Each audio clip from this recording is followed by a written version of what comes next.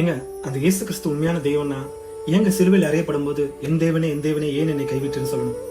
ஒருவேளை அந்த இயேசு கடவுளை பார்த்து கூட்டிருந்தாருன்னா அந்த கடவுளே அவரை காப்பாத்தல, அப்புறம் எப்படிங்க உங்களே காப்பாற்ற முடியும்?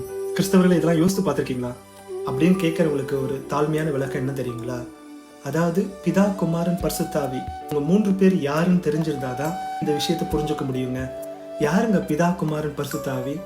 3 பேர் வேற வேற ஆளா? இல்லைங்க, 3மே ஒருவர் தான். தேவன், அதாவது கடவுள் ஒருவர் தான். ஆனா 3 விதங்களில் செயல்படுறாருங்க.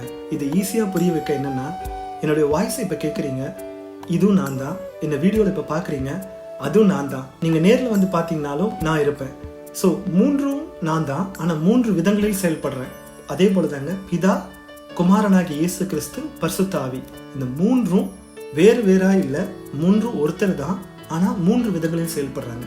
சரி, இயேசு ஏன் இந்த மாதிரி கதறினார் அப்படின்னு நீங்க கேட்டீங்கன்னா, பிதாவாகிய தேவன் இந்த உலகத்துல பாவங்கள் அதிகரிச்சது நிமித்தம் தன்னுடைய சொந்த குமாரனாகிய இயேசு கிறிஸ்துவ இந்த உலகத்துக்கு அனுப்பி அவருடைய பாவங்களுக்கு அவர் மரிக்கும்படி அவரே ஒப்பு கொடுத்தாருங்க. இயேசு சிலுவையில் அறையப்பட்டது கட்டுக்கதை இல்லைங்க. இது பல 100 ஆண்டுகளுக்கு முன்பாக தீர்க்க தரிசனம் சொல்லப்பட்டது நிறைவேறுதலா தான் நடந்துச்சுங்க.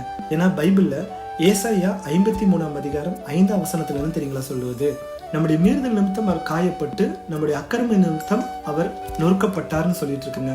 நமக்கு சமாதானத்தை உண்டு பண்ணும் ஆக்கினை அவர் மேல் வந்தது.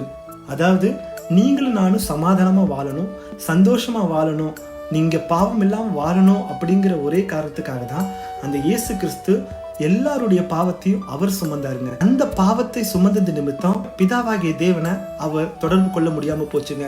பாவம் அறியாத அந்த இயேசு கிறிஸ்து பாவத்தை சுமந்த காரணத்தினாலதான் என் தேவனே ஏன் என்னை கைவிட்டீர்னு சொல்லி அந்த இடத்துல கதறினாருங்க. அப்படிப்பட்ட அந்த இயேசு கிறிஸ்து என்ன தெரியுங்களா பண்ணாரு? சிலுவையில் அறைஞ்சு மறுபடியும் உயிர் தெழுந்து பரலோகத்துக்கு போனது மட்டும் இல்லைங்க, நீங்களும் நானும் பரிசுத்தமா வாழணும், நம்ம சிந்தையில பரிசுத்தமா வாழணும், பரிசுத்த ஆவியானவர் அப்படிங்கிற அந்த தேற்றவாளனை நமக்குள்ள அனுப்பிச்சாருங்க. அந்த பரிசுத்த ஆவியானவரை கேட்டோம்னா நமக்குள்ள வந்து வாசம் பண்ணுவாருங்க. அவர் வரதுனால என்ன தெரியுங்களா நன்மை? நீ இந்த நல்வழியில நட, இந்த மாதிரி பரிசுத்தமா வாழு, இந்த தப்பு பண்ணாதன்னு நம்ம மனசுக்குள்ள உணர்த்துவாருங்க.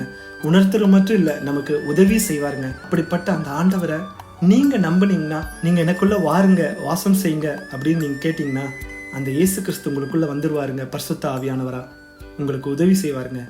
ஏன்னா இயேசு உங்களை நேசிக்கிறாருங்க.